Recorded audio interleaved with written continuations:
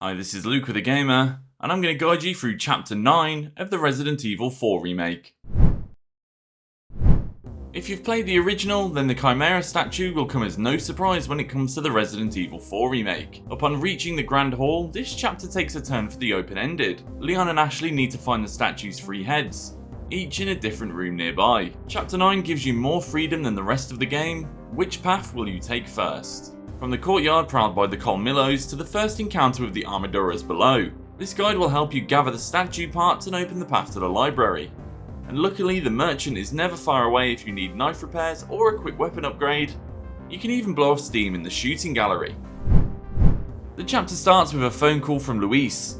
After that, make sure you sweep the room you start the chapter in because it's filled with vases you can smash for supplies. Then exit through these double doors and turn left. There's a couple more barrels there you can smash for some extra supplies. After that, you need to descend into the maze. First of all, run straight ahead and go to your right. There'll be a tower with a ladder you can use to climb into it. Once you're up here, hit this switch on the right and you'll see a flag unfurl. This is the first of 3 flags we need to find around the maze. Then drop down and go to your left. Go right, then go right again. In here you'll come to a dead end, but there will be a few more barrels to smash. But be aware of the barrels on the table, as one of them may contain a Viper. When you're ready to move on, head back out the way you came, go all the way to the end and turn left, then turn right, circle around, and you might run into a dog there. Then you can go left and find a small barrel, and after that go to your right, and you'll come to a dead end again, but this one will have a first aid spray, and if you look down and to your right, there's a Clockwork Castellan down there to shoot. Start backtracking the way you came, going left, then going right. Go straight forward along this path that has pillars, then turn left, and you might find a box here. But as you approach this next corner, be ready, as some dogs may leap out and attack you. So be ready and take them down, and move on. The path here is pretty straightforward, but another dog might leap out of the hedge as you come along it. Then you'll come up to a spot where you have the option to go right under the bridge, or left into this room. Definitely go left. There's a treasure chest in here with an elegant chessboard treasure. Then go and head under the bridge. There'll be another tower right in front of you, so climb up and hit the switch just like the other tower to unfurl another flag. So that's 2 flags down, 1 left. When you drop down from the tower, go to your left and unlock this door. Go through and take your second right, and from here the path's pretty straightforward. There may be a dog that leaps out from the bush, but as you move around this corner and turn right again, you'll run into a cage with about 3 more dogs in it that will quickly leap out and attack you. So once you've cleared the dogs out, take the passage left of the cage they were in and follow it all the way to the end. Here you'll find a lever that can open the door on the other side. Command Ashley to open it and watch out as there may be another dog that comes up behind you. Then circle back round to where you fought the dogs and go through the now open door. Follow this path all the way to the end to find the last lever that will unfurl the final flag and open the door to the Grand Hall. However, you will run into a slight problem as some cultists will enter from the other side and they'll go straight for Ashley. You can use them to your advantage though. Instead of just shooting at them, just keep following them for a bit. Once you're reunited with Ashley, just clear them out and it's time to move on. At this point you've got 2 choices. You can head into the Grand Hall and continue onwards, or we can turn around and head through the gate at the back that the cultists came through to find some more treasure. So if you fancy that treasure, head through the gate. And you might recognise the area because this is where Chapter 8 began. The merchant will still be in the same spot he was before as well, and now he'll have some brand new weapon upgrades that allow you to take your weapons even further than before. After that, continue to proceed up the path the same way you did during Chapter 8. You'll come back to this room you might remember from the previous chapter that had some rather disturbing visuals. If you unlock the door in the previous chapter, then you can head straight through, and in here you'll run into your first Armaduras. Suits of armour that have the Plagueis inside them. While fighting these, don't bother shooting directly at the armour as it won't do much. Focus on the exposed parasite. Do enough damage and it will fall to its knees and become vulnerable to a melee attack. Doing this will smash the helmet and expose the parasite even more, making it a little easier to take down. Then you might remember this locked door that we couldn't get through in the previous chapter. Well, now with Ashley with us, we can have her climb up and through a hole above the door. She'll then drop down and unlock it for us. Once it's open, there's nothing stopping you from heading to the end of the room, opening the chest and grabbing the depraved idol. After that, it's time to head for the Grand Hall. So as you enter the Grand Hall and walk forwards, before you rush in, just make sure you check to your right because there's a blue medallion hanging up high. After that, there's a merchant room on the right where you'll find the request for the blue medallions, and there's also a shooting range in here if you fancy blowing off some steam.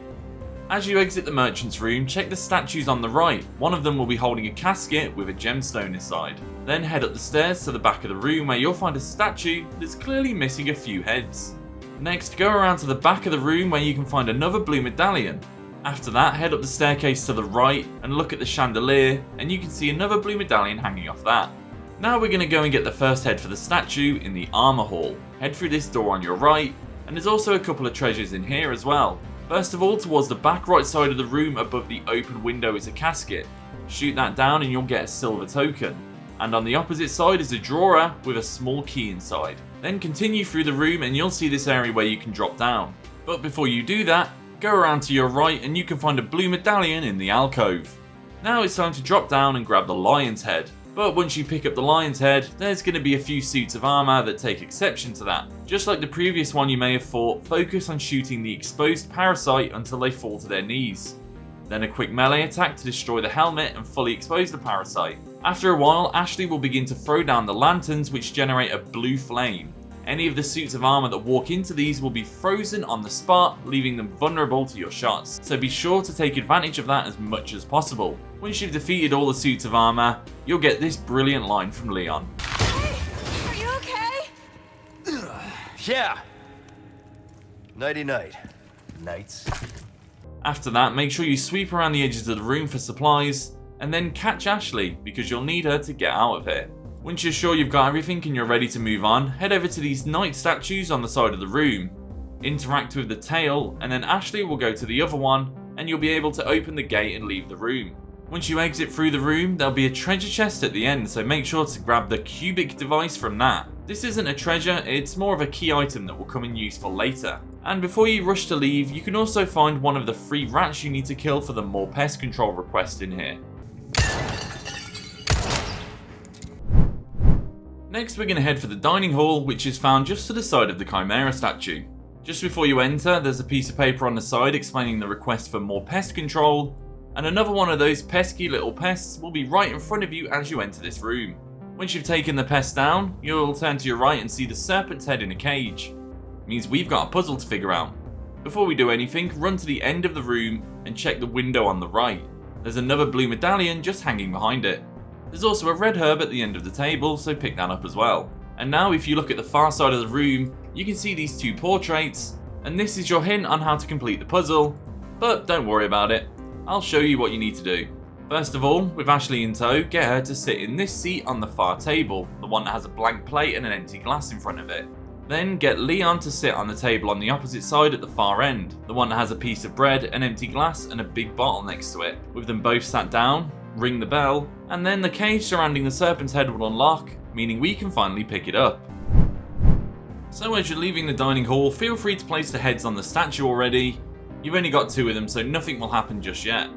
After that, go up the left staircase all the way to the end, and we're going to head into the gallery to find the last head we need for this statue. Don't rush into this though. As you come across this bridge, first of all, there's a couple of cultists standing idle that you can quickly drop before you really get into it. Then move further across the bridge and another cultist will pull a switch that lowers the bridge and traps you in an area with a lot of cultists. Try to fight through them and get to the end of the room where you'll find this ladder.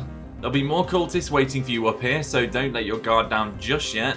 At the end you'll find the red-robed cultist, so take him down quickly. And pull the lever so the bridge goes back up. Even more cultists will enter the room after this, so you're not done yet. And even though the red cultist is dead, if you do find yourself getting overwhelmed by cultists with parasites exposed, remember you can use flashbangs to kill them instantly. Once the room is clear, if you head back over to underneath the bridge, there's a chest with a yellow diamond inside. Then head to the other side of that room and you can find the last blue medallion hanging underneath the balcony of the switch we pulled earlier. After that, just do a sweep of the room for supplies and go back and cross the bridge. At the end you'll find the goat's head, but as you try to leave you'll be confronted by more cultists, so get ready for a fight. So now you've got all 3 heads, you could just go and put them all on the statue and move on with this chapter. But there are a few more treasures if you fancy picking them up. The first one can be found in the merchant's room. Use the cubic device and rotate it to match the holes and marks on the box itself. Do it correctly and the box will open up, and inside the merchant's room you can find a butterfly lamp. If you head out of the other door in the merchant's room, you'll find this fancy looking cart. Riding this will take you back to somewhere that might seem a bit familiar. But first, make sure you check this chest on the left when you get off. There's an elegant crown in here, which is an extremely valuable treasure if you can put 5 different gemstones in it. After you've picked that up, go up the stairs and through the door, you'll come into a room with a typewriter, and if it doesn't seem familiar yet, don't worry, it will. Exit that room and turn to your left and open this big set of doors, and hey, does this place seem familiar to you? I mean, minus the cultists, or maybe including the cultists, but you've been here before. This is where you first met Ramon Salazar, and there's a few more cultists here that are going to get in your way. After you cleared them out, head to the back right side of the room, and in this case it just took 2 rotations to the left to open it up. Inside this one you'll find the Chimera Statue? I'm probably not saying that right. There's also one more treasure in here. To the left of the main door and that little slot you had Ashley climb up in a previous chapter, there's a locked drawer, and you can use your small key to open it. Inside here you'll find a gold bar, and that's about it for as far as I can remember. So head back to the hall and put the goat's head on the place. Once you do this, a cutscene will trigger, and then we'll move on to something completely different. Stay back.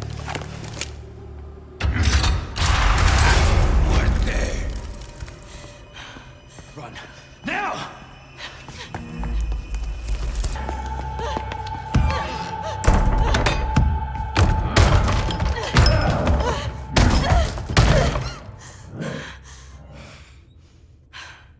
I won't run. Surprise! We're playing as Ashley now. Ashley's part is fairly straightforward, but she doesn't have any combat abilities. Head around the corner and you'll find this lantern. Picking it up will cause the wall to move, opening up a new passage. Following this passage will lead you to a clock that you can interact with by turning the hands on it, but we don't need to worry about that just yet. Instead, turn to your left and follow the passage. You'll arrive in this sort of library area, and then you'll need to go to your left and duck under here. After that, you'll need to then turn around and go to the far right side of the library, where there's a spot you can put your lantern down, which will cause a bookcase to move. Go into the newly opened area and follow it to the end, where you'll find a crank you can turn. Turn it all the way and then go back and pick your lantern back up and go up the staircase you've just lowered. There's a spot up here where you can use your cubic device, but Ashley doesn't have it, so we'll come back to that later. On the other side of the room you'll notice a vase that you would smash if you were playing as Leon. You can't do this as Ashley, so don't worry about it. Just grab the bunch of keys off the table and then head back down the staircase. However, you're going to run into a slight problem now, as armoured suits are going to start wandering the library and Ashley doesn't have the means to fight them off. She does, however, have a lantern that will lock them on the spot, so use that whenever they get too close. And one more thing, while you're still playing as Ashley and you come down the staircase, make sure you go around the left side. You'll find a chest here that can be opened with those bunch of keys you just picked up. Unfortunately, I forgot to do this and Leon doesn't get the bunch of keys, so I locked myself out getting that chest. Anyway, after that you'll need to get to the other side of the room and get to this lift. Use your bunch of keys to open it, specifically the third one, and then the lift will open up. After you've opened it, just turn around and make sure none of the armoured suits are getting too close, and use your lantern to freeze them if you need to, and then get in the lift and press the button. About halfway up the lift will fail. You'll need to turn around and interact with the other door to open it up and get out. Once you're out, there's a gate in front of you that will trigger a cutscene where Ashley briefly talks to Leon. Then if you look to the left of that gate, you'll see a slot on the wall that's clearly missing something. There's also another box that needs a cubic device to open. Once again, don't worry about that. As you look around this room, make sure you find this chest that's tucked away in the bookcases. You can open this with the 4th bunch of keys, the one on the furthest right, for a gemstone. Then after that, turn around and go to your right and look at this table. There's a note on there with the time 11:04. It doesn't take a genius to understand what that time is. So let's move on. So with the time in mind, there's another clock on the far end of the room from where you are now. Set it to the time 11:04. It should look like this. That will cause the clock to move to the side, revealing a new passageway. At the bottom of the stairs you will be confronted by another suit of armour, so use your lantern to freeze him and then turn the crank behind him. This will bring you back into the library, so move around the right side until you find the spot to duck and move under it. This will bring you back into the room with the other clock. Once again, set this clock to 11:04 just like the other one, and it will open up, revealing a new passageway leading deeper into the castle. At the bottom of here you'll find a lift, so press the button but then turn around and go towards the stairs again, as more suits of armor will come down the stairs to attack you, so use your lantern to freeze them, and then head for the lift and hit the button as fast as you can. This will take you even deeper into a mausoleum, and there's a locked door in front of you that has a bunch of icons on it. There's 2 on each side, so run around and pull each one, but be aware that with each one you pull, another suit of armor will activate, so use your lantern to freeze them when you can. Once it opens a door, head straight for it, because there's a blue light in there that will stop the other suits of armor chasing you. You'll come into this area with a tomb and a few more lanterns. To open this, first of all go around to the back and swap the lanterns around, then go to your right and swap them again, and then go to your right and place your lantern on the empty stand. With all the lamps in the right place, the tomb will open up and you'll be able to go inside and grab the Salazar family insignia, and you can probably figure out where this goes. However, now we've got a problem. The suits of armor are still active and now we don't have a lantern. So turn around and head straight out of the room, then you'll need to crawl underneath all of these frozen suits of armor. However, there's a few more that are still active in this room. You're just going to have to avoid them, but you'll just need to run to the back of the room and get in the lift as fast as you can. Once you get into the lift and press the button to head back up, there'll be another suit of armor on the staircase. Just run past it and head towards the library again. This time around though, the suits of armor have very nicely cleared you an easier path, so go straight through and don't stop running. Once you get back into the room where you found the time for the clocks, use the Salazar family insignia on the slot next to the door and it will open up. Head through to trigger a cutscene and the end of Chapter 9.